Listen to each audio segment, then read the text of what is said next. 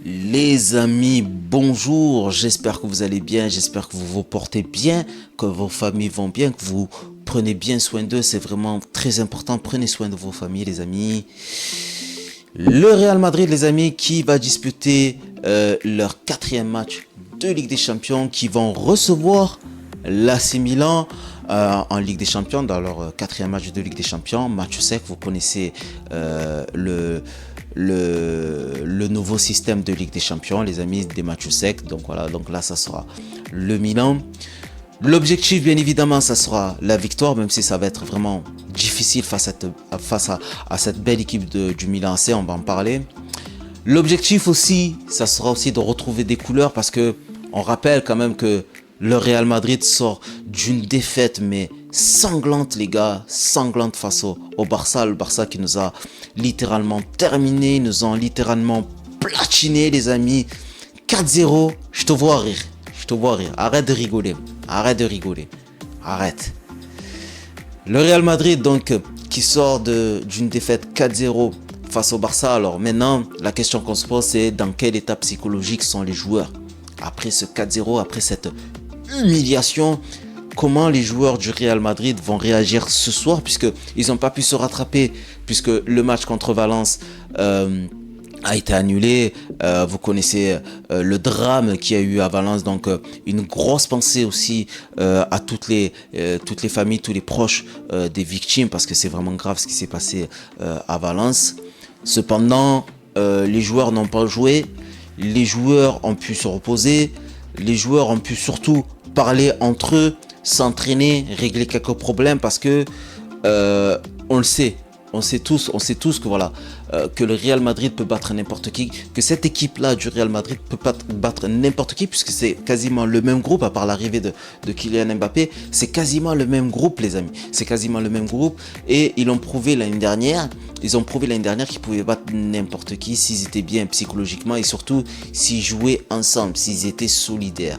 Là, depuis le début de l'année, on sent qu'il y a de la fébrilité, on sent qu'il y a de la faiblesse. Et le match contre le Barça a ouvert justement la porte à toutes les faiblesses de cette équipe-là du Real Madrid. Que ce soit en attaque, avec les nombreux ratés notamment de Kylian Mbappé. Les gars, on va en parler de Kylian Mbappé. Il y a eu aussi l'égoïsme de Vinicius. Il y a eu aussi la perte de Bellingham. Il est un peu perdu aussi sur le terrain. Bellingham, on ne sait pas trop s'il joue milieu droit, s'il est milieu relayeur, s'il est numéro 10. On ne comprend pas trop son rôle un peu sur le terrain. Et surtout en défense, on a vu un Militao qui a été vraiment perdu, qui a fait énormément d'erreurs. On a vu aussi que Vasquez, défensivement, lorsqu'il y a des joueurs comme Rafinha, ça je vous l'avais dit, je vous l'avais répété les gars, lorsqu'il y a des joueurs un peu vifs, des joueurs qui partent bien dans le trou au bon moment et qui en plus de ça sont rapides, physiques et techniques et très très bons devant la cage, qu'ils allaient nous punir. Donc voilà, donc on en a parlé de ça, d'autant plus que nous on a perdu Carvajal, on n'a pas Thibaut Courtois, on va jouer avec Lunin, on va jouer encore avec Vasquez sur la droite. D'accord, on n'a pas un très grand Ferland Mendy sur le côté gauche. On n'a pas d'armes. On n'a pas d'armes qui font que on peut se reposer sur un tel ou sur un tel. C'est tous ensemble. C'est tous ensemble ou alors on va couler. Le Real Madrid est atteint d'un fléau. Est atteint d'un fléau depuis le début de l'année qui est Kylian Mbappé. Kylian Mbappé aujourd'hui, son rôle, son objectif et de combattre ces fléaux. En fait, cette année-là, Kylian Mbappé va se battre contre lui-même. Parce que en fait, le problème de Kylian Mbappé, les gars, vous l'avez tous vu sur le terrain. C'est pas c'est pas la technique, c'est pas le physique. Enfin, si, c'est le physique, mais il y a un phénomène qui fait que physiquement, il est pas bien. C'est pas ça, c'est pas son adresse devant le but. C'est pas ça, les gars, c'est pas ça. Kylian Mbappé, il a toujours ses qualités. Le problème de Kylian Mbappé, c'est que psychologiquement, les gars, psychologiquement, il est cuit, il est moisi, il a plus rien, il a trop donné, il est usé, il est fatigué. Il est fatigué, Kylian Mbappé, psychologiquement, il est fatigué, les amis. Pendant 2 ans, il s'est battu avec le PSG. Pendant 2 ans, il s'est battu avec la France. Pendant 2 ans, il s'est battu pour être libre. Il s'est battu pour partir du PSG. Il s'est battu pour ses droits. Et là, aujourd'hui, il est usé et ça se voit sur le terrain. J'ai jamais vu un joueur de 25 ans chuter autant physiquement. Autant Eden Hazard, lorsqu'il est venu au Real Madrid, il est venu avec 10 kilos en trop et ça s'est vu. Mais Kylian Mbappé, il a futé, vous le voyez les gars. Il a futé Kylian Mbappé. Mais seulement, au bout d'une demi-heure, 45 minutes, psychologiquement, il est mort. Et donc du coup, quand il arrive sur le terrain, il a les jambes coupées. Moi, je pense que Kylian Mbappé, il a fait une très très grosse erreur en s'attaquant aux Qataris. Moi, je pense que Kylian Mbappé, il aurait dû laisser les 55 millions. Il aurait dû leur dire, bah, écoutez, gardez vos 55 millions, j'en ai pas besoin. Au contraire, ça aurait retourné l'opinion publique contre les Qataris. D'accord? Ça l'aurait fait passer, peut-être, pour quelqu'un de faible, peut-être, j'en sais rien. Mais, en tout cas, il aurait eu la sympathie des Français en faisant ça. Mais là, il est parti dans une guerre contre les Qataris. Ça a attisé encore plus la haine des footix du PSG, de ceux qui voulaient le descendre aussi en France. Et les Qataris, c'était une aubaine pour eux, puisqu'ils se sont dit, bon, en plus de ça, ils nous attaquent. On va retourner l'opinion publique contre Kylian Mbappé et on va faire tourner cette histoire en boucle pour qu'il puisse ne pas être bien dans sa nouvelle vie. Et ils ont réussi. Regardez aujourd'hui les mots qu'on envoie, que ce soit sur les réseaux sociaux, que ce soit dans les médias, sur Kylian Mbappé. Regardez aujourd'hui le traitement qu'a notre capitaine français aujourd'hui. C'est invivable. On peut être qui on veut, c'est invivable. Et ça, ça déteint sur le joueur. Les gars. Ça déteint sur le joueur. Donc voilà. Donc là, l'objectif de Kylian Mbappé, ça sera bien évidemment de mettre de côté tout ce qui s'est passé, de se servir justement de cette histoire là avec le ballon d'or là de Vinicius pour que les médias ils aient un peu l'œil un peu sur Vinicius pour se faire un peu oublier et claquer 2-3 buts et faire de très très belles performances et pour prouver aussi sur le terrain, parce que c'est ça en fait qui est très important, parce que c'est bien beau d'aller faire des restos avec Brahim Diaz, c'est bien beau d'être meilleur ami avec Vasquez, c'est bien beau de s'entendre bien avec les cadres, de bien parler espagnol, etc. et tout, mais c'est sur le terrain que tu vas gagner réellement le cœur de tes coéquipiers.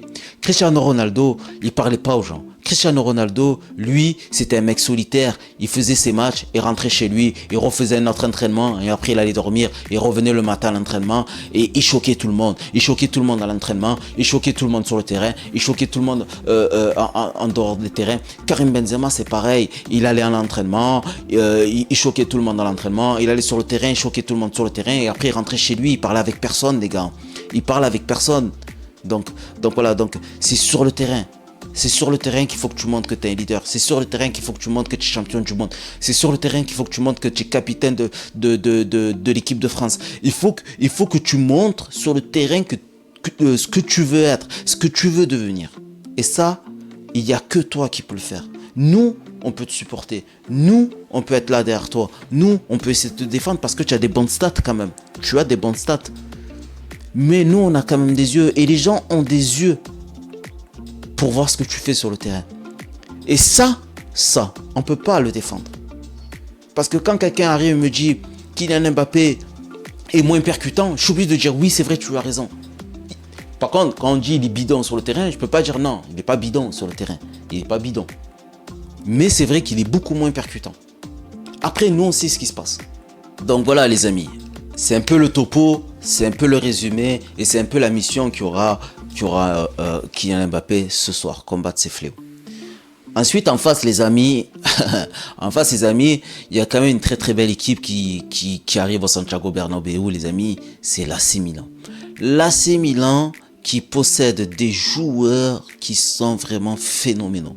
Et je pense que l'entraîneur ne va pas se gêner. Je pense qu'il va nous mettre du bon Théo Hernandez sur le côté gauche, qu'il va nous mettre la muraille derrière qui va être Maignan, d'accord?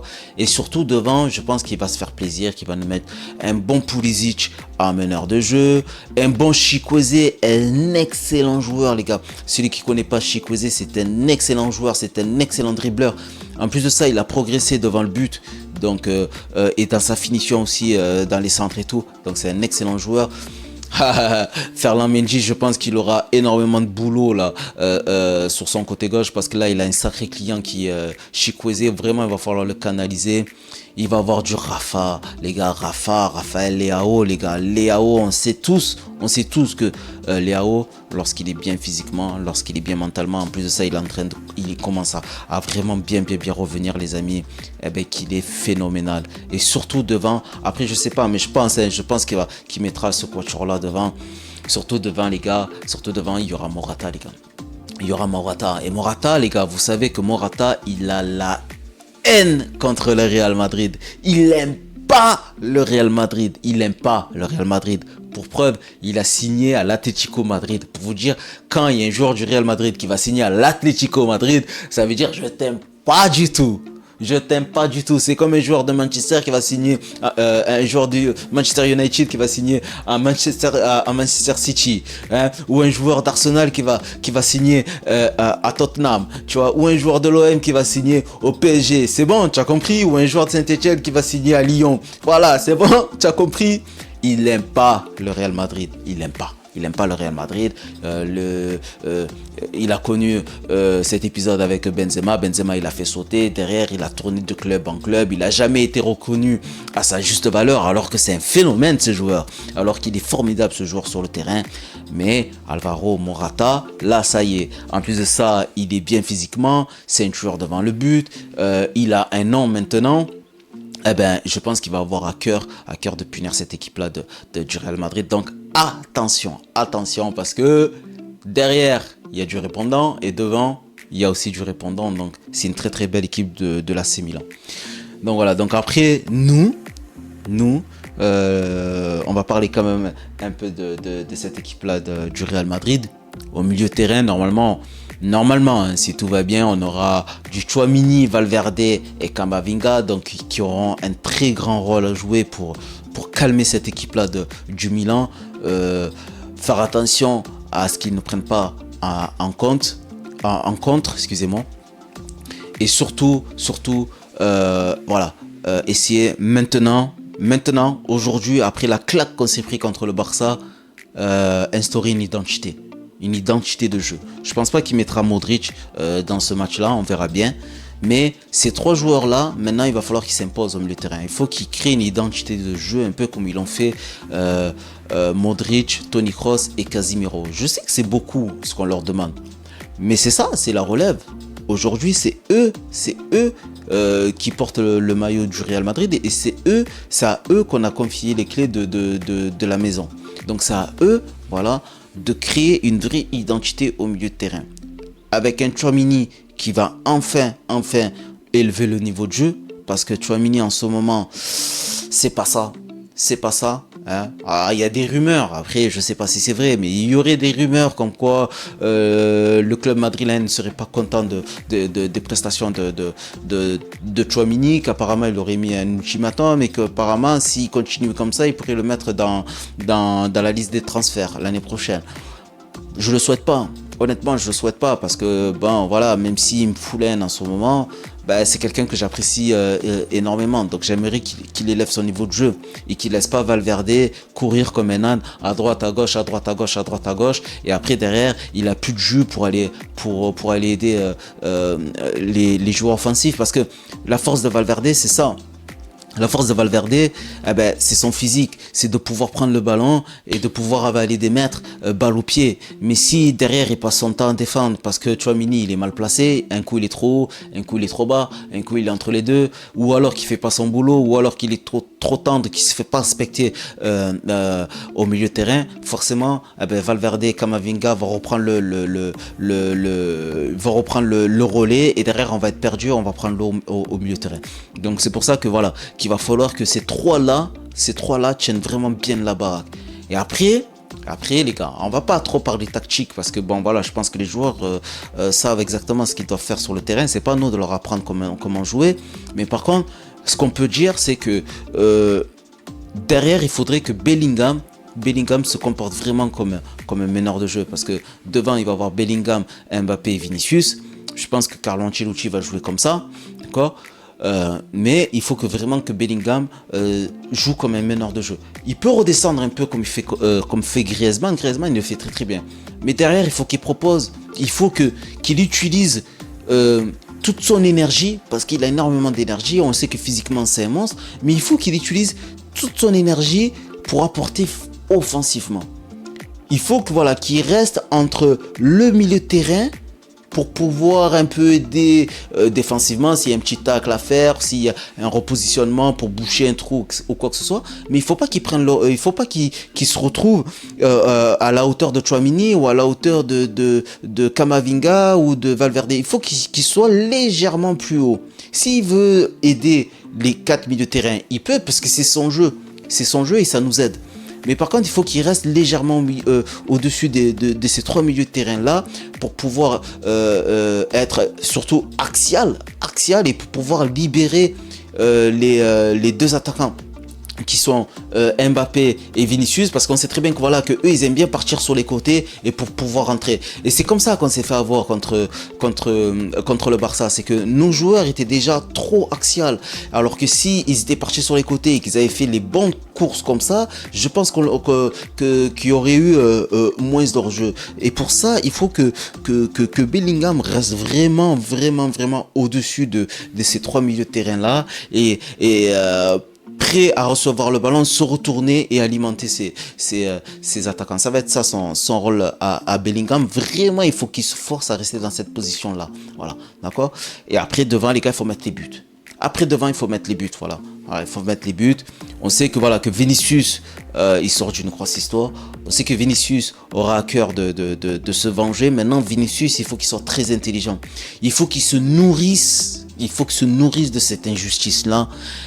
Pas avec la parole, pas avec les pieds, pas avec les poings, mais sur le terrain, avec le ballon. Il faut qu'il montre son génie. Il faut qu'il montre qu'il est le meilleur joueur de tous les temps au Brésil. Voilà. Il faut que dans sa tête, il pense ça.